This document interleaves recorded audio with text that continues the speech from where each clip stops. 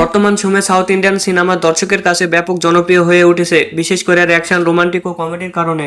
আজকে আমরা জানতে চলেছি কাদালিক্কা নেরামেল্লাই সিনেমার কিছু অজানা তথ্য। এই সিনেমার বাজেট কত, রিলিজ হয়েছে কবে, পরিচালককে, সঙ্গীত পরিচালককে, এমনকি হিট হয়েছে নাকি ফ্লপ হয়েছে, সবই জানাবো আজকের এই ভিডিওতে। সুতরাং ভিডিওটি অবশ্যই শেষ পর্যন্ত দেখুন। প্রথমে আসি পরিচালকের কাছে। এটি পরিচালনা করেছেন কিরুথিগা উদয়নিধি এবং মিউজিকে আছেন এআর রহমান। প্রযোজনা করেছেন উদয়নিধি স্ট্যালিন। অভিনয় করেছেন রবি মোহন, নিত্যি মেনন সহ আরও অনেকে। এটি 14 জানুয়ারি 2025 সালে তামিল ভাষায় মুক্তি পায়।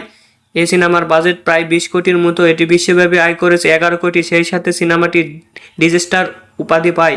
এটি এখন দেখতে হলে অবশ্যই ওটিটি প্ল্যাটফর্ম নেটফ্লিক্সে দেখা যাবে। খুব সম্ভবত এই সিনেমার দ্বিতীয় পার্ট আসতে পারে। আপনাদের কি মনে হয় অবশ্যই কমেন্ট করে জানাবেন।